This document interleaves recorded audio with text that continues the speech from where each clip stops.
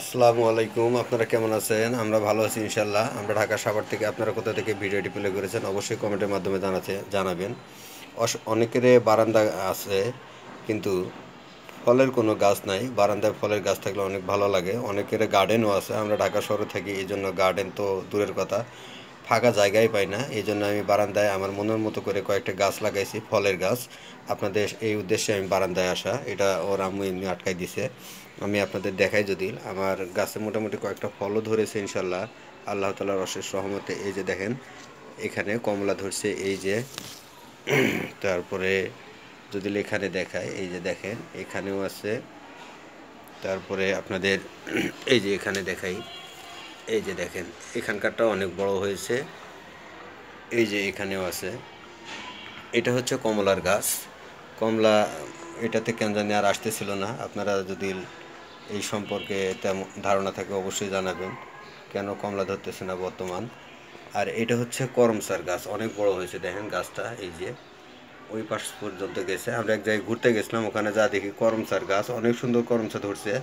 আর আম্মু বলতেছিল যে হচ্ছে আসলে করমচা লাগাবো, কিন্তু এটা খাইতে তেমন মজা না। আর এখানে আছে আমার কাঠলিচু। এই যে কাঠলিচুর গাছগুলো হচ্ছে আমার এক বারান্দায় অনেক ফলের গাছ, আর এক বারান্দায় সৌর প্যানেল লাগানো আছে। আমি এই গাছগুলোর যত্ন করি, অনেক ভালো যত্ন করি। আপনাদের এই উদ্দেশ্যে বারান্দাতে আসা, আপনারা দেখতে থাকেন। আমি একটু গোড়াগুলো নাড়িয়ে মানে আলগা করে একটু পানি দিব আজকে আপনাদের, এই জন্যই আমি বারান্দায় নিয়ে আসছি। আর গাছগুলো আমার কেমন হয়েছে অবশ্যই একটু কমেন্টের মাধ্যমে আপনারা জানাবেন। আমি অবশ্যই গাছের যে গোড়াগুলো আর কি একটু নাড়ি দিব, এই জন্য আর কি এখানে বারান্দায় আসা। নাড়ি দিয়ে পানি দিব আর কি, আলগা করে দিব। এগুলা অনেকদিন ধরে দেখাও একটু, এই গোড়াগুলো আলগা করে একটু পানি না দিলে হয় না। এগুলা কিসের গাছ? এগুলো হলো কাঠলিচুর গাছ। এগুলো বড় হচ্ছে, আর একটু দেখি বড় দেখি। হলে অন্য ড্রামে লাগাবো আমি। আর দেখছেন কত পরিমাণ শক্ত হয়ে গেছে এগুলো। আসলে অনেকদিন ধরে গোলাই দেয়নি তো গোড়াগুলা, এই জন্য এরকম শক্ত হয়ে গেছে। হালকা গোলাই দিব, বেশি না। বেশি জোরে দিলে আবার যদি হয়ে যায়, আপনার শিকড়গুলো কাটিও যাইতে পারে।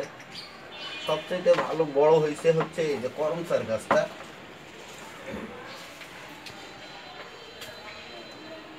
বেশি দিব না আমি, কারণ বেশি দিলে আবার হয়ে যাবে, শিকড় কাটি গেলে সমস্যা।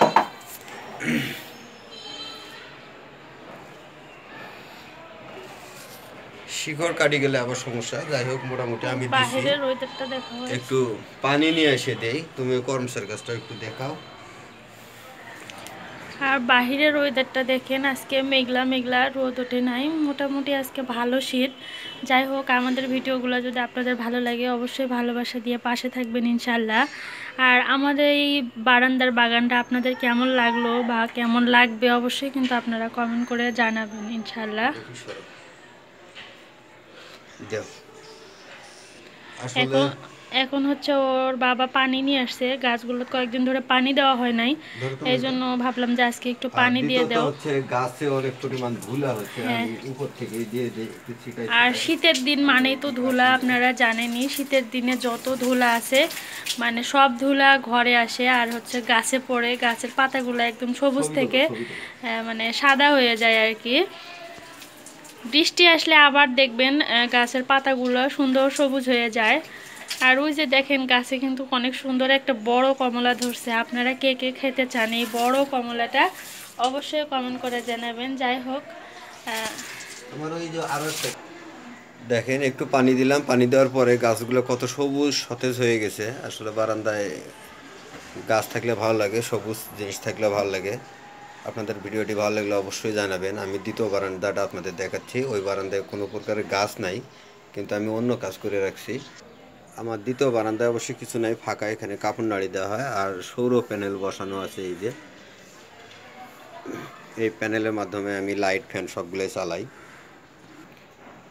আজকের ভিডিওটা এই পর্যন্তই। ভিডিওটি ভালো লাগলে অবশ্যই ভালোবাসা দিয়ে পাশে থাকবেন। সবাই ভালো থাকবেন, সুস্থ থাকবেন। আল্লাহ হাফেজ এবং সালাম, আসসালামু আলাইকুম।